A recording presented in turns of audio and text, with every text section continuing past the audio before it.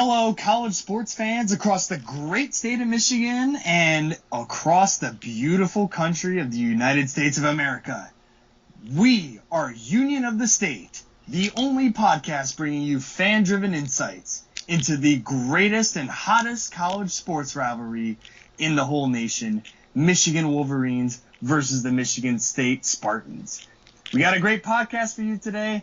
Michigan's basketball team just dropped one to an unranked scrappy Seton Hall at home.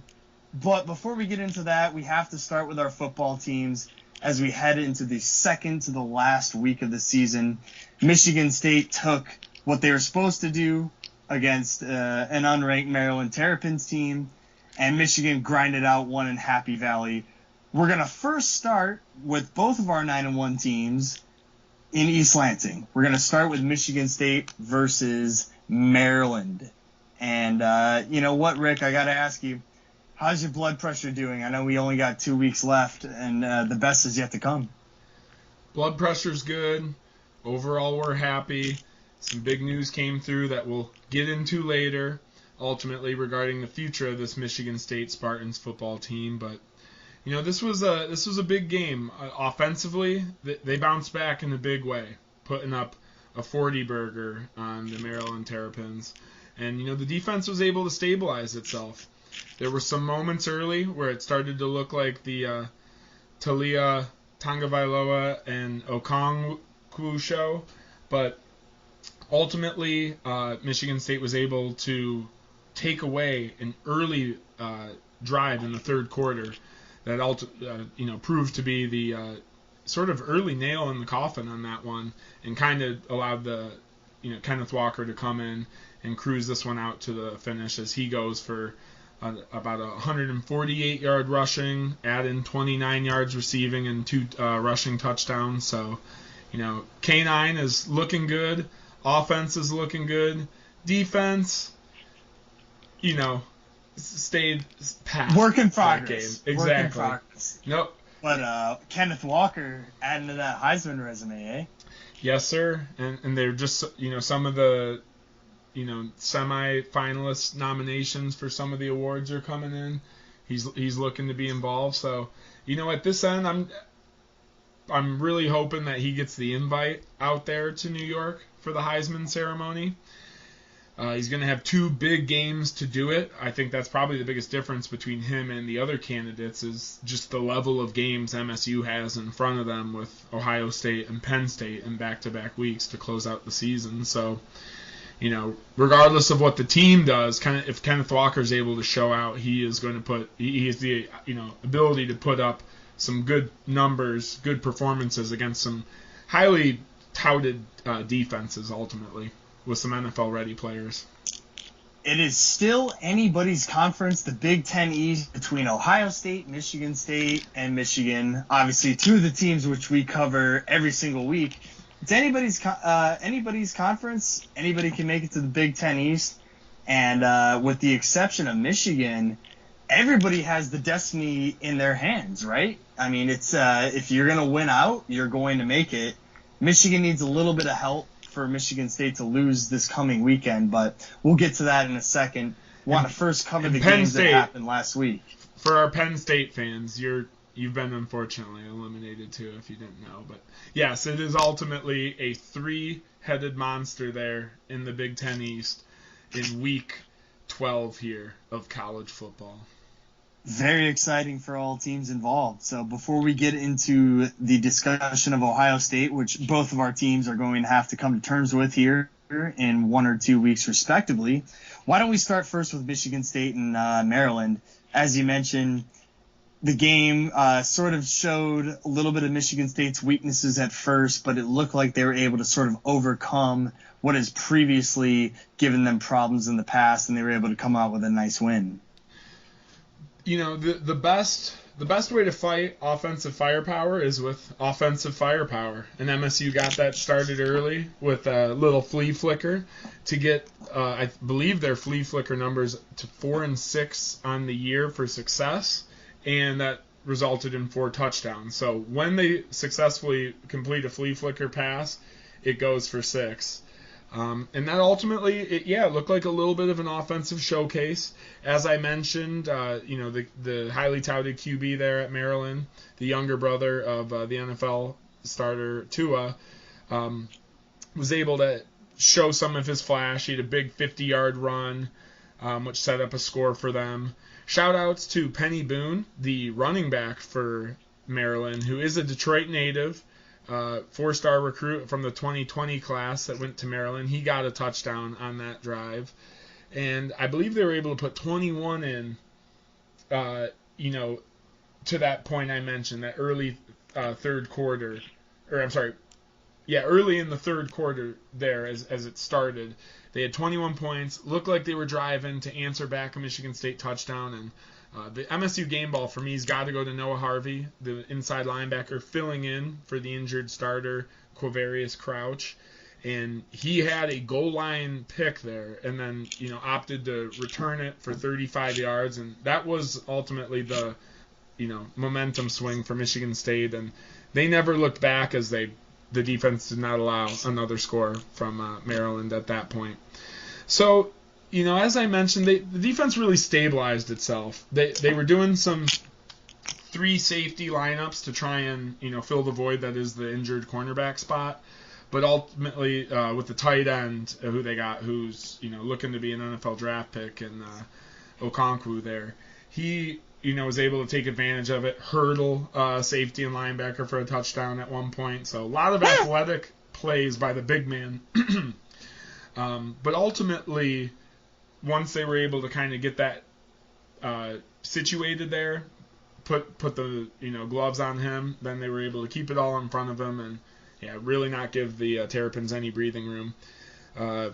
Talia was on the ground a decent amount of the game. The defense towards the end was starting to make the big pass rushes that they're going to need a lot of this week. And Maryland's supposed to have an NFL-ready tackle there. So there was some good competition, but it's only going to get tougher from there as MSU is looking to rehab and rehabilitate some of their guys back to full capacity for the final 2 games. Well, it's certainly safe to say that this is Michigan State's biggest game of the season, and obviously you could argue that the Michigan State rivalry is a lot more important, which is ultimately what we advocate for on this show, because that's sort of the whole genesis of this show in general. However, given where we're at in the season right now, with all of these Big Ten East teams sitting at 9-1, matters the most, and that's why this game is going to matter the most, which we'll get to in a sec. And obviously, me being the Michigan fan resident in this podcast, it's really, really big for us as well, and we're going to talk about it as well. Plenty more of that to come, but it's certainly an interesting time, because with 2 weeks left in the season, somehow the scheduling gods, Rick, they were able to bless us with all having really, really important games against each other coming up in the last couple weeks here. The cream rises to the crop. The top dogs have established themselves, and now it's just time to play the games left ahead of them. I'd love to say that you take the mentality of every game is your most important game. Every game ahead of you is your most important game. But as you alluded to, the Michigan one gets a special circle. The Ohio State one gets a special circle because, as we'll talk about with the basketball team going on this season, when you have those names and that brand associated with you, those are when your team is expected to show out the most. So Ohio State being the brand that is a every year repeater in the college football playoff, Big Ten champions, most years than not. It's games that ultimately do count more in the grand scheme of things, especially in a season where it just happened to be 3 9-1 teams atop the Big Ten East. But these are the games we look forward to the most, and I think that's why ultimately they are the last ones to close out the season here. How appropriate, right? This is the Big Ten Conference, a conference known for having top to bottom one of the most competitive leagues in all of college football. And that's certainly something that we take pride in, and happy to see how it's going to turn out. But before we turn our attention to the future, we might as well look back to the past for what it's worth. And hopefully we can glean something from our past performances this past week that will inform our own perspective for how we continue on to the future. Exactly. And with that, how did Michigan do out there in Happy Valley? Big time matchup. It was there was some weather, to say the least, coming through that game. It was a classic Big Ten brawl, coming down almost to the wire there. But how you feeling? How'd you feel during? How do you feel coming out? Michigan, moving to 9-1 there too. Before I get into the during and after, I will say that before, I don't think I provided enough adequate coverage on the last episode into what a formidable opponent Penn State is. I mean, you have to understand, Penn State, just like the rest of these top-tier schools in the Big Ten, is a very tough opponent and one that has great brand recognition along with all of our schools. And I don't think I was able to talk about enough of how much of a challenge this would be for Michigan, especially on the road. If you'll recall in the last episode, I sort of talked about how it's not a night game. It's going to be a noon Eastern kickoff.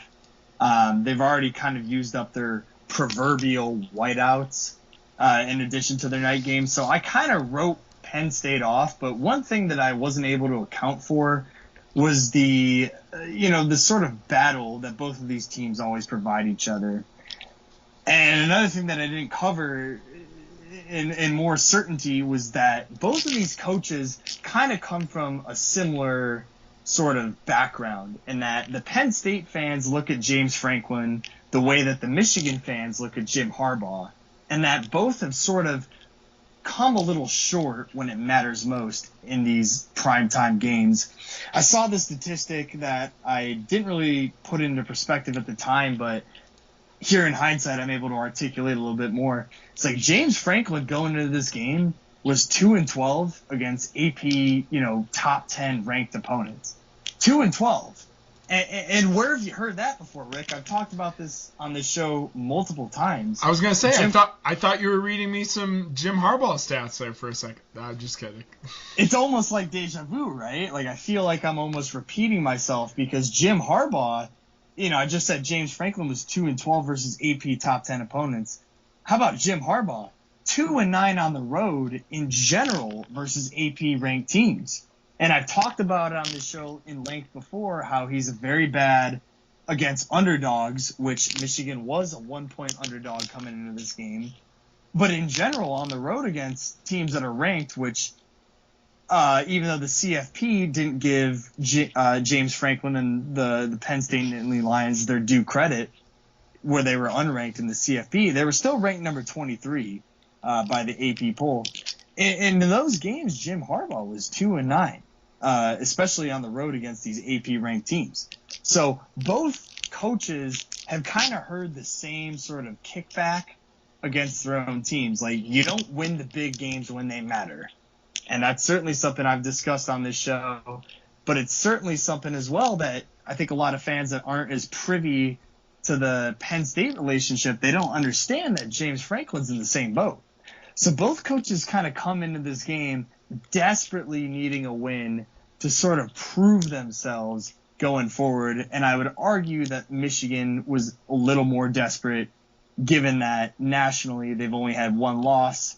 That loss was obviously to Michigan State, and that obviously was a loss that really smarted in terms of the Michigan fan base because of the rivalry. But overall, in terms of national standings, Michigan did not fall very much due to that loss against Michigan State. So allow me to get into the game, Rick. I know I've been doing a lot of prefacing here, but it was a big game for both coaches, one that both of them are very used to losing. And as I'm watching the game, I don't know what your impressions were watching, and you can tell me right now. The game sort of almost, what I was seeing on the TV didn't really match what the scoreboard said. I don't know if you had a similar impression. Did you have a chance to tune in the game? I did watch the game while I was tailgating, though we decided to go to Beggar's Banquet there in East Lansing because of all the rain and just not that many of our usual tailgating squad out there supporting us. Shame. No, I'm just kidding. But so I was able to watch it. It seemed, when I got into it, Michigan was able to make the more explosive plays, as Penn State was kind of, stalling down towards the goal line multiple times. I believe they had a missed field goal towards the end of it too. So just Penn State not able, to keep up with, Cade McNamara, the dynamic quarterback.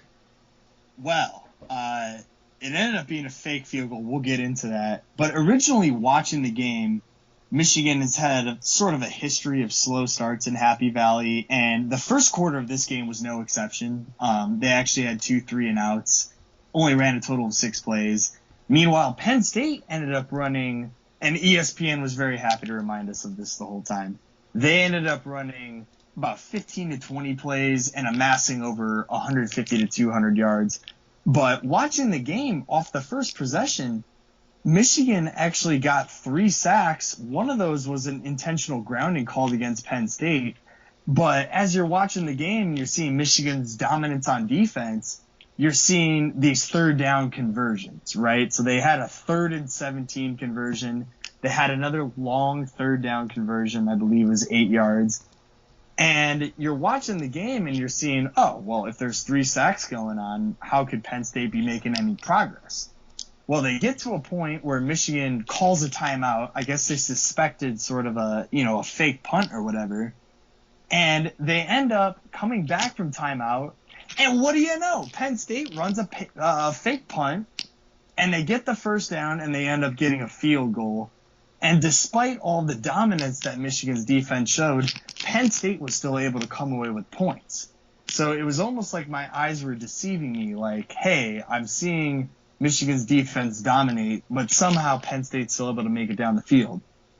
After that field goal, Michigan gets their second consecutive 3-and-out, and all of a sudden, all Michigan fans are rolling their eyes like, did these guys even show up to play? Because it certainly doesn't look like it. It certainly still looks like they weren't prepared to face Penn State's defense, which has not allowed more than 24 points to any team this year except Ohio State. So despite their, having Sean Clifford, their starting quarterback, out for a couple games where they infamously lost the first 9 overtime game ever to Illinois, even though the offense wasn't there, the defense has been there all year, and it was certainly a problem for Michigan in the first half. And the Penn State Nittany Lions come back on their second drive, and once again, Sean Clifford's, he's converting on third downs. When Michigan's defense was there, they were stopping the passing game. Sean Clifford, Penn State's quarterback, he's able to rattle off some clutch, critical yards, extending drives, getting Penn State to another position where they can kick a field goal. And this time, on the second drive, I'm sure you saw this, Rick, James Franklin decides to call yet another fake play. I mean, what did you think when you saw? Well, what did you think when you saw that? I mean, because I know I was losing my mind when I saw him call another one. I honestly couldn't believe it. Just immediately, it seemed like as we're alluding to, they got a good kicker. Take the points there. It worked, but pigs get fed, hogs get slaughtered. He went for it early. I mean, that's a classic example, in my opinion, of fool me once, shame on you. Fool me twice, shame on me. And thankfully, from Michigan's perspective, they were completely ready for the second fake attempt, so much so that they caused a fumble on it. I mean, and that's what I'm kind of talking about. Like, as a Penn State fan, when you look at James Franklin's record against top-ranked opponents, those are the type of calls that you have to call into question. I mean, it's almost disingenuous to just disregard them entirely. And those are the type of calls that, in my opinion, if you just want to go for it, just kick the field goal. Sure, you're only up 6-0. It's still, a one-score game. A touchdown will take it. But if you want to go for it, just fucking go for it. I mean, I know with Michigan State, we've seen fake field goals work out. But this just did not seem to be the type of game where that type of magic would have that type of success. Yeah. you know, as you alluded to there, the Little Giants fake field goal, that was just so unexpected and, typically few and far between, and especially on a play like that in overtime, no less, or just there before end of the game, no time left going for it versus, first quarter. I mean, this was the first quarter. Yeah, no, this is the first quarter. Exactly. And I'm all for taking, a fake punt attempt, to keep a drive line, especially if you like where you're at and you trust your defense. But fake field goals, if you really want to go for it, especially on a rushing, a play that could turn out to be a rush or a quick pass, put your quarterback in there to make the pass. Put your playmakers in there ultimately. Instead, you're relying on a holder, who's usually the punter, or the kicker to, do something. Again, I'm all for catching them off guard, but it just seems, especially with teams of these calibers that we're speaking of, it'd be best to line up your, a running back, and do a little play action there for a quick pass than a fake field goal. So kudos to Michigan for shutting it down. And then as I alluded to, Penn State in the third quarter, their kicker misses a field goal too. So just able to, they were moving the ball, but not able to ultimately, score some touchdowns when it mattered, to the tunes of a 4 field goal game for their starting kicker there. I mean, that's the main thing. I think they were just trying to get a little too cute with it. And this is not a Penn State podcast. I'm not here to dissect Penn State's plays. But as it relates to this game, I thought that was a huge turning point, because as soon as that happened, Michigan ends up, again, just sort of kicking the ball away. But after that, it was enough to energize them so much so that their defense stops them, forces another punt, and then Michigan drives the field. They go 90 yards in 15 plays. Cade McNamara throws a beautiful ball. One of the best throws that I've seen him throw all season. For a quarterback that's called more of a game manager, it was just an amazing play. And he was able to thread the needle, gets it in for the touchdown, and all of a sudden, after all these yards that Penn State had gotten against us, and after all the 3-and-outs that Michigan had, now Michigan all of a sudden has a 90-yard drive over 10 plays, and they now take the lead 7-3. So it completely changed the momentum of the game. Maybe not directly or immediately. However, it was something that made Michigan realize, look, if these guys are busting out 2 fake plays within the first 2 drives, that sort of signals to me a deeper insecurity that Michigan would have probably never learned had those not happened. And the fact that James Franklin was willing to dig that deep into the bag of tricks just in the first 2 drives, that tells me as a casual observer that they know that they're outmatched, that they're outranked by this Michigan team, so they had to try some sort of gimmick. I mean, it looked like to me, again, my eyes were deceiving me, Michigan seemed to have control of the game after they took, that 7-3 lead. They were up 7-6, and they were up 14-6. But I had deja vu again, where it's like Penn State ends up driving the length of the field. They get a touchdown, and they convert the 2-point conversion. Now the game's tied. Then they got, they turned a Michigan fumble, which is exactly what happened against Michigan State. Penn State turns a second-half fumble in the fourth quarter into a 17-14 lead. It ultimately was, believe it or not, Cade McNamara's 3 touchdowns, the last one being a 48-yard touchdown to the tight end Eric All, which was able to give Michigan that lead that allowed their defense to close it out. But it ended up being a Big Ten type of game where field possession was important.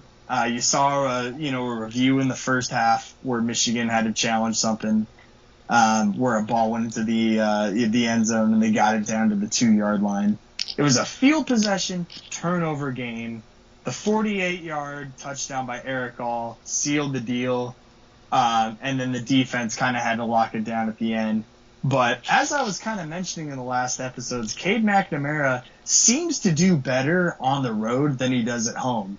And I don't know if that's because of the quality of our opponents at home versus on the road, but for whatever reason, he seems to have more accessibility to a more diverse selection of plays on the road than he does at home. And that was the difference maker for me in this game because Cade has only had 2 interceptions this whole season. The one came against Michigan State as they were desperate, struggling for air, trying to come back after blowing a 16-point lead.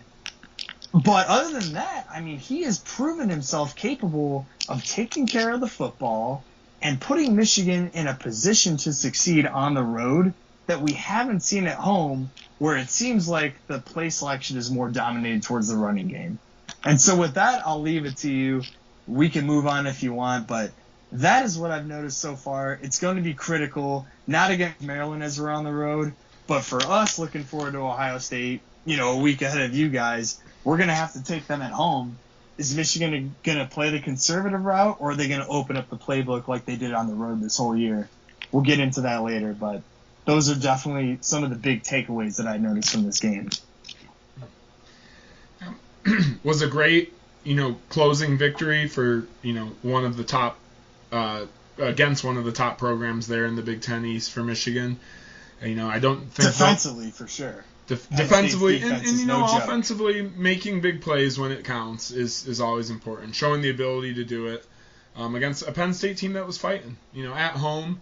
Well, it's still a lot of respect, to fight for ultimately in this power shuffle that is the Big Ten East. So they were getting, giving them all they got.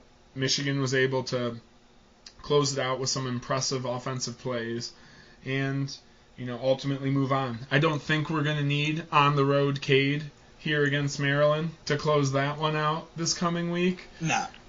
But ultimately, we'll see how...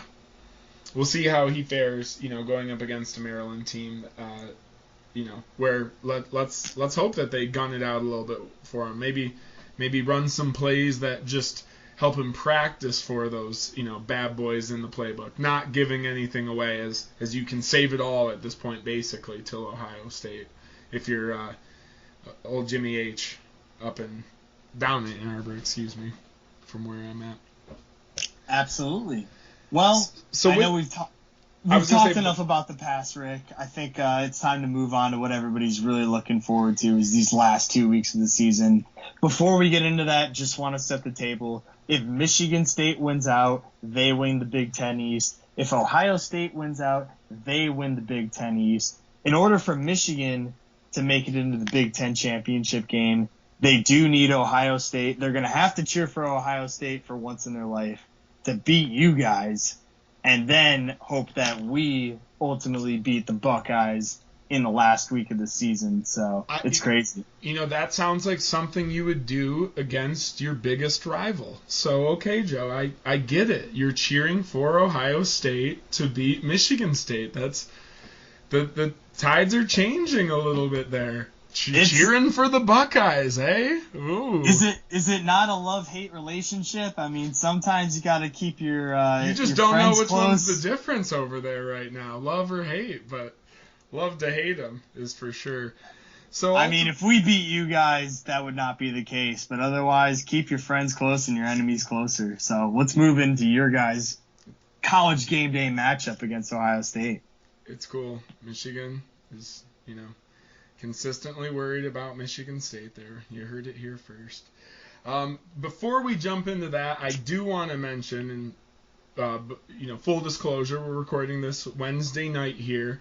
We were going to record last night, then to this Wednesday morning, and my tune was going to be a little different because I heard rumblings that a certain president at a certain Michigan State university was trying to block a deal for Mel Tucker to get, ultimately a large contract extension. Though, life gets in the way. We pushed this podcast late, and now, still not confirmed by the university, but multiple reports, including Sports Illustrated dropping it, MLive hours ago, as well as the Detroit Free Press in the early evening, late afternoon reporting it, that Mel Tucker will be signing a somewhat historic 10-year, $95 million contract extension in his second year at Michigan State. 2 years in. That's all it took. 2 years in, and you think if you grabbed Mel Tucker his first year done at Colorado, and said, 2 years from now, you will be signing a deal worth more than 3 times your current contract. I mean, that is rising to the top in quick fashion there. Being a 10-year deal, Mel Tucker was currently on a 6-year deal that had him about $5.5 million a year.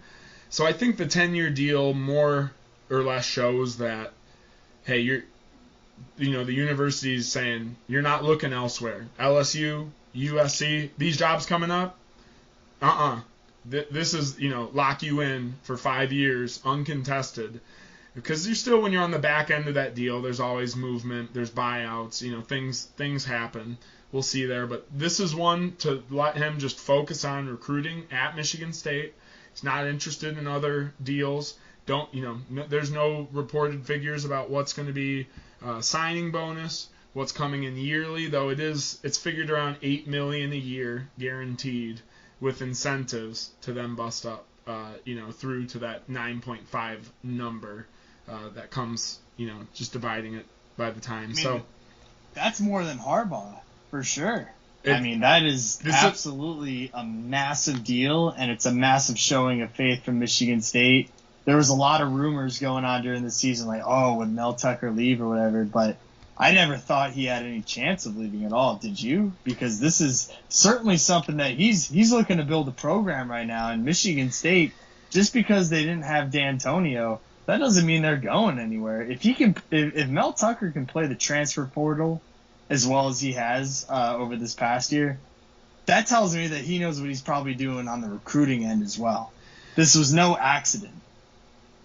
Mel Tucker was sitting a little bit ahead of Harbaugh going into this season, just because Harbaugh had some restructuring done last year. But the incentive portion of where Harbaugh's could push him beyond Mel Tucker's contract, because Mel Tucker's was not really incentive laden like Jim Harbaugh's is. But this, even to my immediate Google knowledge over here, it passes Ryan Day at least immediately at Ohio State. And as we're hearing, wow. LSU knocking Ed Orgeron out, who just brought them a national title 2 years ago. If you're not giving your college football head coach a raise, you're not guaranteeing he stays there. So this is just one of those things that they're paying him not just to stay there for this year, not just for next year. This is to lock it in for 5 years without thinking about other offers. And then, as you alluded to, tremendous success this year on the transfer portal, even with statistically some of the defensive woes. I think you would agree with me that MSU plays with a high level of intensity and can make plays. They don't win because they have the best defense. They win because they have a play-making defense that can get excited, make big tackles, and turn the ball over when need be. And just to before I pass it back to you and see what you think about that, Mel Tucker is currently have a top 20 rated recruiting class coming in out of the high school ranks, which will be the highest in about 5 years at MSU if it holds pat to date. It's just dramatic, because there's one thing I know is that the transfer portal is kind of brand new, and there's a lot of coaches that don't really necessarily know how to work it. But if there's anybody that I would say that has worked it more than any other coach in the country, it has to be Mel Tucker. And this team for Michigan State is absolute proof. When else have you seen such a dramatic turnaround? Not to say that Michigan State was in the dumpster before with D'Antonio, but this is just, it's almost unprecedented what you're seeing right now from him, to be able to come in and work with a bunch of guys that you didn't recruit or are otherwise transfers and turn them into a top 5 team. Because this is a team that really can have a chance of making to the playoffs. It's borderline unprecedented, and I'm very jealous as a Michigan fan, because Harbaugh's been here for how many years, and they still haven't made the playoffs once, or more, even less than that, just the Big Ten championship. So it's just a tremendous job of coaching. It's a tremendous job of marksmanship and being able to coordinate a bunch of players that maybe you don't have as much experience with, but he has got them to buy in to the Spartan brand that he wants to cultivate going forward. And he has got a team right now that has everything in front of them. And it's all going to come down to this week against Ohio State if they win this game. Mm-hmm. And just to follow that back up on a couple points, not enough people say about how well he's doing with some of Mark D'Antonio's recruits, and it's a specific recruit that I'm talking about. It's the ones that not the common fan, because to know these guys you have to be a diehard MSU fan, but which you are, which I am. But a lot of these guys were people that preseason and at the end of last season people were writing off. No one was talking about Cal Halliday being a linebacker on this team. That's a D'Antonio recruit, in there. Simeon Barrow, Deshaun Mallory, and Maverick Hansen, all D'Antonio guys that Mel Tucker's got. In the case of Deshaun Mallory, he lost about 40 pounds in the offseason. So that's a little bit of the difference of the strength and conditioning programs. And, we would be so lucky to have a Mark D'Antonio, coaching tenure that lasted 13 years. Got a little stale in the end. I'll leave it at that, as you alluded to then go into an approximately a 10-year regime with Mel Tucker. That's just to have that stability and consistency year in and year out. And like you said, Mel Tucker, he's got energy. He's fiery. He even said after the Maryland game that he told his coaches to take notes of the players that were sitting on the bench, because if they're not there cheering the whole game through, they can go join the deep end, which is what he refers to as the student section. So he was telling them they could go cheer on from somewhere else if they're not getting fired up for Maryland, on the sideline. So that is the culture shift that has happened. And whether it's getting, young previous recruits to buy in, taking guys from all different levels, from your graduate transfers to your, true freshmen transferring over to MSU. He's really indoctrinated all these guys in the Spartan dog mentality. And that's why so far this season they've had that it ain't over till it's over mentality that, frankly, the last couple D'Antonio teams did not have. It was over in the second quarter in some of those D'Antonio games, down the line. You definitely see that a lot in college football, where you have coaches that have great starts, and ultimately, when the mantra runs a little dry and people aren't necessarily picking up what you're putting down, it's just bound to happen. I mean, it's hard to run a program like what Saban has been doing for this long, where it's like, hey, we can just keep doing this every single year after year. None of our schools are like Alabama. I mean, it takes time to build up a winning culture. It takes time to cultivate a winning culture. And it takes time to continue recruiting people that buy into your style.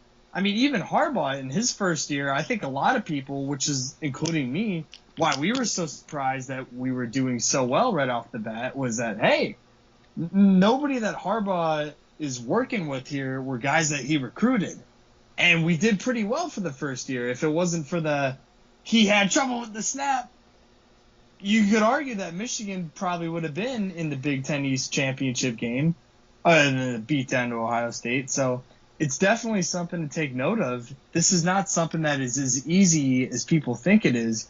You don't come into a program and work with guys that you have no say over being there and try to turn them into a winning football program. It's absolutely amazing what Mel Tucker's doing. I really believe in this 10-year signing.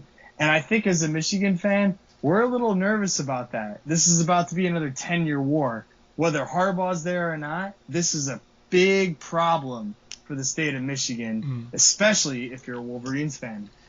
I didn't hit on it earlier. You asked me, and sorry to go back like this, but I wasn't super worried throughout, that narrative of will he take other jobs.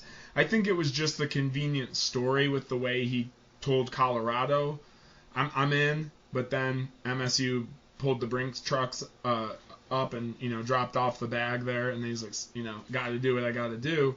But with this one, I figured MSU would be able to match LSU. This is supposed to be a privately funded raise, here. So this is your Matt Ishbia's, your Dan Gilbert's, coming in. And ultimately, that's where, the leverage was against the president, was these donors were like, if you don't get out of the way, we're pulling these. And then, what are you going to have to say to it? But other than that, I just felt like Mel Tucker is, Tom Izzo's obviously up there, but Mel Tucker's the man there right now with what he's doing. The AD newly hired, Alan Howler, really likes him. So he, not to say he sits above the AD, but he's involved in every conversation the AD's involved on. You go to LSU, you're reporting to, some people ahead of you. Just completely different landscape, and the little insider knowledge there. Our grandpa says that he'd seen Mel Tucker at the Country Club of Lansing golfing pretty much every day that he was able to. So I hear he likes it in Lansing. That's what it takes to be a Michigan. I mean, in Michigan, we call it a Michigan man, right? Like, this guy, Harbaugh's a Michigan man. Sounds like to me, Tucker's a Michigan State man. Like, this is what he's been looking for, and it sounds like the community really embraces him as well. I'm really excited because, to me, I don't care how good Michigan State is or isn't, but I would love to see both teams in Michigan doing well. It bodes well for our podcast, and it says a lot that the 10-year commitment, that's a long time, Rick. Mm-hmm. I mean, that's almost half as long as we've been alive, right? But maybe not as long, but a third. We won't get into that. But so it makes him the highest paid African American head coach in all of sports. Pretty wild considering the NFL and the NBA. But another guy who's clapping his hands and jumping up and down with joy, and that's Ryan Day. Because Ryan Day, sitting at 42 years old at the University of Ohio State, he's looking around saying, when's my contract up? When are negotiations going to start? Especially as we get into the nitty-gritty here with Michigan State versus Ohio State. But reminds me of when Kirk Cousins signed that big deal a couple years ago, and every other quarterback was tweeting him like, thanks, Kirk. So, right, Ryan, the market has shifted because of Mel Tucker now. Yes, sir. For everybody, black or white coaches, it's just an amazing time. If Love to see people taking it this seriously. If you're a winning coach right now in this environment, there's bags to be had. So with that, we'll flip over to the Ohio State University, Joe's second school, as he mentioned earlier on the podcast here, for who he cheers for. I hate you. I'm gonna keep it short and sweet as we break it. What time is the Michigan game at, by the way, against Maryland? Is that at noon as well? I've done this twice already, and both times they've never both been at noon. So let's see. Is Maryland versus Michigan a noon game to join? I believe College Game Day down in Columbus. Well, it's actually going to be at 2:30. It looks like. Oh yeah, which is 3:30 Eastern time for sure. So, no, actually, it looks like we're 3 for 3. I can never dual wield, these two games. Get them on the return button there, as I like to do, or just dual monitor it if you got to get crazy. But so we'll get into Michigan State, Ohio State. Look. Ohio State's got a lot of NFL-ready players. But they could be like Detroit Lions drafted Jeff Okudah. They could not be that good. You never know, ultimately. So we'll wait and see. That being said, offensively, you got to watch out for C.J. Stroud. Well, he's pulling a six-figure sponsorship deal down there. So, of course, you got to watch out for him. Is he actually, for our fans, that's the quarterback of Ohio State, C.J. Stroud? That's correct. I do believe he has about $100,000 plus deal on the season here. But the real guy to watch at Ohio State is Jackson Smith Najiba, and he, wide receiver, number 11. I mean, the guy's just putting up crazy stats this year. 59 receptions, 1,027 yards, 5 touchdowns.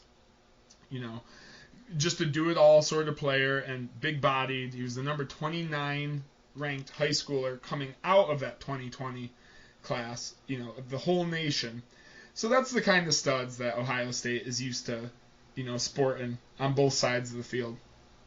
That's the guy I'm watching out for because, as we get into Michigan State's 3 keys here, their defensive backs are in a rough shape. Whether they're injured or just their overall talent level, we're working with, at this point, 2 cornerbacks that transferred into the program. 3 quarterbacks that transferred into the program and a walk-on are our 4 healthy cornerbacks here. Walk-on is Justin White, who made a big play a couple weeks ago against our Michigan men over there. But point one, reason or how MSU has a chance to stay in this game. Reason number 1 is the defensive line is going to have to get after the quarterback. They've shown the ability to stop the run. Ohio State just has good running backs. They don't have anyone, that will take over the entire game. They don't have a Kenneth Walker, is what you're saying. No K9s on the other side of the field.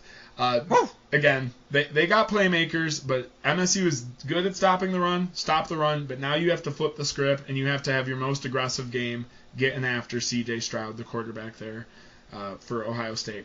Because on the back end, that's going to help your defensive backs be able to make plays, recover if they get beat, ultimately, and then keep the defense in front of them if the quarterback's having to get the ball out of there early.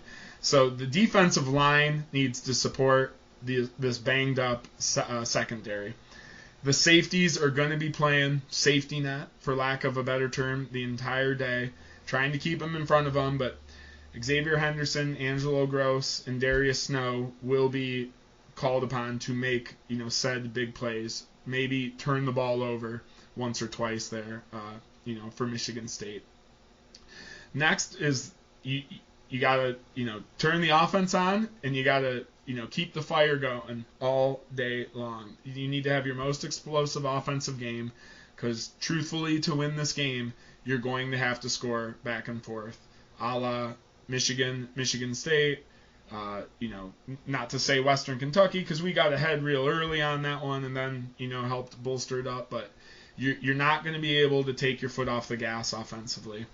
Whether that's the O-line giving Kenneth Walker the best push they can or supporting Peyton Thorne, going to have to keep the Ohio State defense second-guessing, feed K9, make some plays to Jaden Reed. As we alluded to with Michigan, empty the playbook. I'm confident that Michigan State doesn't need to keep stuff in their back pocket for Penn State. You can use the flea flicker. You can ride Kenneth Walker to the tune of 30 carries against Penn State, and you're going to be able to compete in that one. This is the one where you need to pull the bunny out of the hat, ultimately. And then finally, and it's kind of what I've been saying all year about why I like this squad so much, get excited.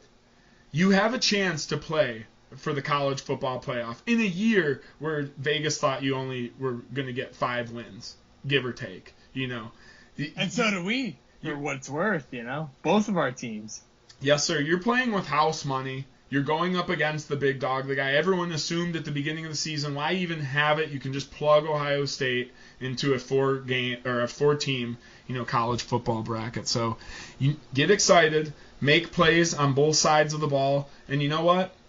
Be happy to be there because your coach is locking down a big deal. You're getting more players coming in next year. You're going to have the chance to compete, but there's no chance when you're looked down on as a 17-point plus, underdog here. So a la a Michigan State game 2020, sucker punch them in the mouth when no one's expecting you to do it here right now as, like I said, a plus 17-point dog on the road.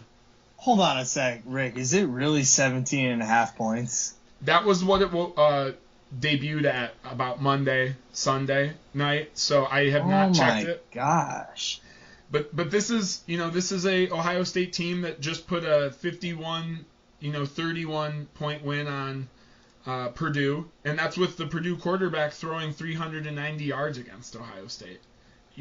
So it's even if they think Michigan State can keep up, I just think that they're thinking ultimately Ohio State can go longer when it comes to offensive production, given the state of the Michigan State secondary and just defensive statistics overall. I mean, when you're running these things through the computer, it's what it's based off of, statistics. They don't know that, Xavier Henderson likes to hit people really hard and sometimes can force a fumble.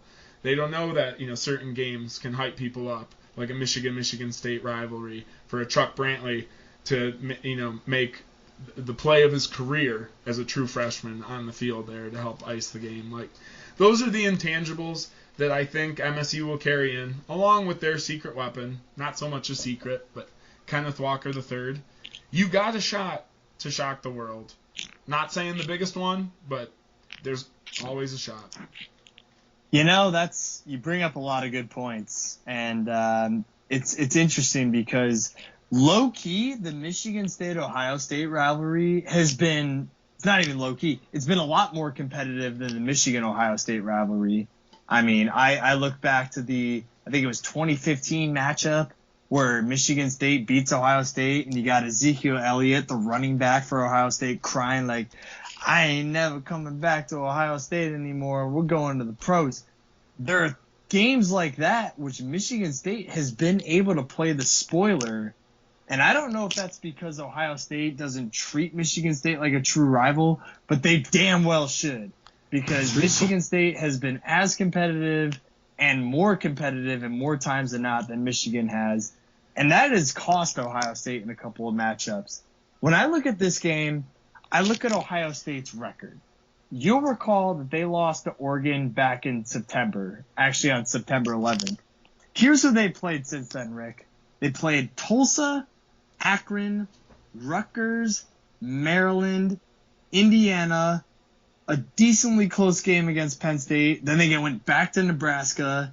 They destroyed the Spoilermakers, who normally aren't that good of a team. And now they sit here looking to play Michigan State. They have had one of the easiest schedules in the Big Ten that you could possibly have since losing to Oregon. They didn't play Wisconsin. They haven't played any other really competitive teams in the Big Ten West. And in general, the Big Ten East, now they have to play both teams in the state of Michigan, obviously our two teams. So when I'm looking at this matchup, I still think that this is a toss-up generally. Because in my mind, Ohio State really hasn't had that game that has convinced me that they're the Ohio State of normal. Not that they need to prove shit to me, but this is one of those games where if I'm looking at it from a Michigan fan's perspective, Rick, I'm looking at this game to see, is Ohio State legit or is Michigan State legit? You know what I mean? Like, this game is going to speak more volumes to me than I think any game has in the entirety of the Big Ten schedule so far to this date. So for me, as a casual onlooker of this game, yes, I have to cheer for Ohio State because that is what gives Michigan a chance to make it into the Big Ten championship game. But if I'm just a casual fan looking at it in general, this has to be the most intriguing game in the season. There's a reason why College Game Day is going to this game. It's because since Ohio State's lost to Oregon, they haven't played anybody legitimate, nobody that's ranked, obviously. And Michigan State, on the other hand, is looking to once again, sort of assert themselves in the Big Ten East, which they haven't done in a while. This has to be the most intriguing game to me in the entire Big Ten, other than next week's Ohio State-Michigan game. I mean, this is really going to be an illuminating game. Whoever wins this game is going to have a lot to brag about. And even after that 2015 Michigan State-Ohio State victory, in 2016, as a huge underdog, going to East Lansing, Ohio State escaped with a 17-16 point win in the following year. That was a total letdown. MSU just fell back to, lower than earth that season, and Ohio State still almost got tripped up, so they just have a tendency to, I won't say look past, but given that old given that old D'Antonio imprint on this, there's usually a lot of guys from Ohio on this Michigan State team that didn't get offers to Ohio and State. Michigan too. Yeah. That's what always made Michigan great, was that we could poach their players. Yeah. Same with Michigan State as well. So Ohio's a good football ground. You go back to the Le'Veon Bell games. There's an Ohio guy who, any chance he could, Jeremy Langford, Ohio guy. Those are guys that like to take it out on Ohio State. Both of them? Both of them are from Ohio. Yep. So ultimately, it was that's been one of Michigan State's old recruiting areas, especially under D'Antonio. It's changed a little bit in the Mel Tucker tenure, but still a lot of Ohio guys that like to, get one back on guys they played with in high school, or just, the school that everyone else around them growing up that didn't give them as much love there. So it's a big game. I do think that's a little bit of your Michigan hardcore fandom, though, that, giving State a little respect, because I do think if you're a casual out of state, this is the Union of the State of Michigan podcast, but if you're a casual fan from Georgia or from Florida, you're thinking Ohio State's running Michigan State here, especially if you see the line, ultimately. But, hey, they got a good running back. Other teams have been able to run a little bit against Ohio State, Nebraska. If we get one of those perfect recipes, Ohio State underperforming and Michigan State overperforming, we could have a little bit of a fun matchup here. Overall prediction. It sounds like. Oh, go ahead. I'll let you finish. Overall but prediction. It sounds like to me that you're actually not expecting a win here unless Ohio State underperforms and you guys overperform. Am I correct? I won't say I'm not feeling some magic, and especially as I was going through that segment. I got myself a little amped up there. But I'm taking MSU plus 17, plus 16, whatever it nets out at. I'm taking MSU plus the points, but if it were at home, I'd be calling for it. Since it's on the road, since it's a Ohio State team that just is top to bottom more ready to go than 95% of college football teams when it comes to talent standpoint, depth standpoint, and coaching standpoint, I'm going to have to give Ohio State the edge when it comes to sides of the ball. Thus, I do think they're a worthy favorite. That being said, I think MSU will keep this within a 2-score game. I think it'll be competitive longer than most people think, and I think there could be a chance for the State team to try and push a comeback. Whether they do it or not will be to that energy. I need it out of them. They need it out of themselves to rise to the top, because just on paper, they are going up against one of the pillars here of the not only the college football playoff era, but college football. I mean, they have been the team to beat in the Big Ten for as long as I've been alive. And without dating myself, I'll just say it goes back to at least the millennium, 2000. And this is a team that Michigan has struggled historically to beat over the millennium, which is what I'm talking about, because obviously we still have a better record than them. But the reason why I'm going to be so curious to watch this game is because what we've just talked about this whole episode is that Michigan State, with signing Mel Tucker to a 10-year deal, that is a commitment to something that nobody can understand, because nobody knows what it's going to look like 10 years in the future. And so this is a huge test, not just for what Michigan State is doing, but it's what their vision is about. And we all know that Harbaugh can't beat Ohio State, and I'll get into that next week. Can't beat Mel Tucker with all either. That being, we're 0-2 there yet. as well. But he's got 10 more tries. You know what? We got 10 more tries, and despite all that, somehow we could still make it to the Big Ten championship. I don't know how we have a better chance this year to make it to the Big Ten championship than any other year, but I'm going to let that point just rest for now. This is a huge game. This is obviously going to be, other than the Michigan State game, which at the time was undoubtedly the best Big Ten game that I've seen in years. But this Michigan State-Ohio State game, even if it doesn't get the same level of clout and in general just recognition from the rest of the nation, for me, being a Michigan fan, looking for Ohio State to put Michigan State down a notch, this has to be the biggest game of the season.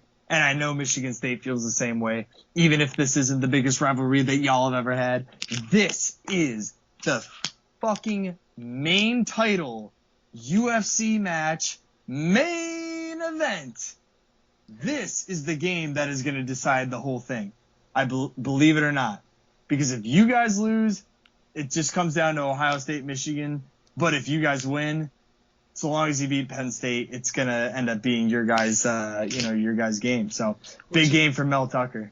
Which Joe's sometimes a little bit more eccentric one of us. I respect Penn State. That still won't be a look-over game. That was actually Peyton Thorne's first career start last year against Penn State. Led him at halftime, and then they turned the tables on him and got the dub. So that's going to be a big comeback game for Peyton Thorne. I never said it was I disrespected him. I'm just saying you gotta eat the food that's on your plate now. I hear you, but Joe sometimes will look past people. Not look past in the way of you're not thinking about him. You were amped for that game. I'm not trying to say you thought that was going to be a cakewalk. I'm just saying you're kind of locked in on it. You don't really want to talk about the foe. This is where I'll say, I'll fill in the details. Penn State recruits really darn well. Top 25 in every year of James Franklin's tenure, I believe. Yeah. You could go check that. So they just have that talent level, and that's where, even if we got past Ohio State, I'm not saying it would be a Purdue level letdown because Penn State's frankly a better team than Purdue, but you just got a lot of games left, and 10 games in, that toll on your body is still clicking, for these young guys there, and it's having those bodies, those next guys up, those bodies behind them, is where I know Ohio State and Penn State do have more favorable matchups than Michigan State, just from a depth standpoint. Michigan, but you have to be happy. Too. You guys have your destiny ahead of yourselves. That's something that Michigan can't really say right now at this point. Like I said, for this to be the year coming off the 2020 campaign, you just couldn't imagine. Onwards and upwards, for both programs. I feel like from here, at least for the foreseeable future. With that, and I know I touched on Maryland at the beginning of this episode, but you want to hit on any Maryland points? This would be the I don't even want, it's not a trap game because if it happens, stomach flu happen, in the Michigan locker room or something to that level. Maryland should be outgunned for the most part. Yeah, their quarterback can make some plays. Their tight end, like I said, is good. Or Kim Jarrett, solid receiver. But this is going to be a little bit of the Corum Haskins run show, ultimately. And not to say Cade won't play. I just don't think they'll be able to hold those two back. No, I mean, absolutely. And I'm glad that we spent the majority of the time talking about the matchup of Michigan State and Ohio State because it's a lot more relevant than Michigan, Maryland. And I went to the Michigan, Maryland game 2 years ago, which is, fun and dandy and everything when Shea Patterson was there. But, let's be honest right now. I don't have much to say about the Maryland game. If they lose it, I'm going to be a lot more quiet next week. But it is absolutely a trap game. It's on the road. It's in Maryland. And for the most part, the reason why I don't have much to say about that game is because it's just a game that we're assumed to win. And if we don't win it, then it kind of just takes everything that we've been talking about off the table in the sense that, everybody's sort of expecting Michigan to win, and then it's going to come down to the winner of your guys' game. So, I don't mean to let down my Michigan fans right now.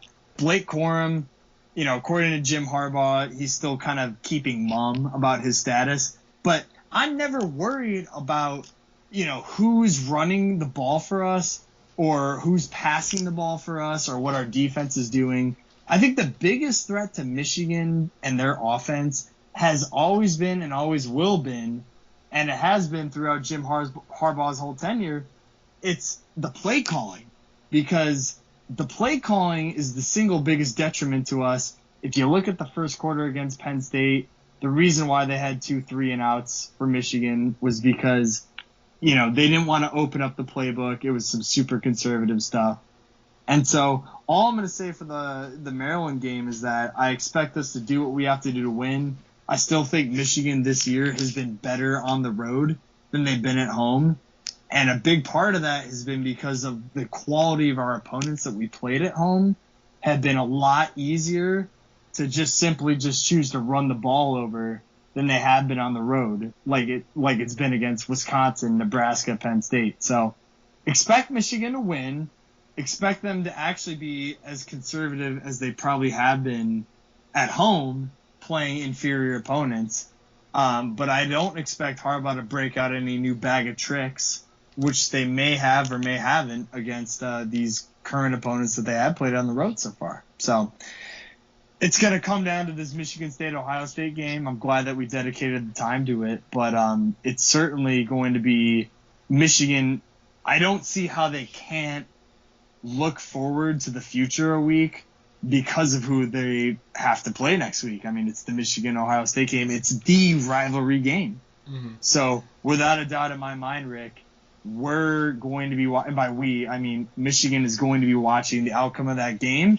It's going to start at 11 a.m. Central, and it's going to end before, our game against Maryland. So no matter what, Michigan is going to have some eyes on that game, and that is going to absolutely influence the way that they play against Maryland. It's not going to influence the way that the game should turn out, I hope. But without a doubt, I don't think that there's any way that Michigan is going to look past this game and allow whatever the outcome of that game is to influence how they play against the Terrapins. From a trap game standpoint, it's not at the Lincoln, Nebraska stadium. It's not at, the West Lafayette Stadium. Maryland has not beaten anyone who's good this year. More or less. I think the Illinois game is their best win at a 19-17, game. So when met with better competition, Maryland folds, But that being said, this is the crazy world of college football. It's not a trap game until you end up losing it, in that case. So it's one where Michigan's going to have to go out, do business, and I think we both expect them to return to the business like Michigan we saw in the non-conference season for that one, just because, hey, keep the clock moving, get in, get out, and, quit messing about. Oh, well, absolutely. I mean, I'm looking very much forward to watching the Michigan State-Ohio State game because I know, even as I mentioned beforehand, Michigan, for some strange reason, is going to have to choose Ohio State to win that game, and if it doesn't happen, then in a way, Michigan State just has to focus on Penn State, and that'll be the end of the story. But, a lot of great stuff coming forward. This is what makes the Big Ten such a great conference to watch, is that there are always multiple teams vying for the title. And even though Ohio State has come away with that title in the past couple of years, this year seems to be shaping up to at least be a little more competitive than years past. And, as we close out the college football season over the next couple weeks, we will divulge further into the Michigan State basketball seasons, because this is the Union of the State podcast, the only podcast where you get dual coverage of the Michigan State Spartans and Michigan Wolverines.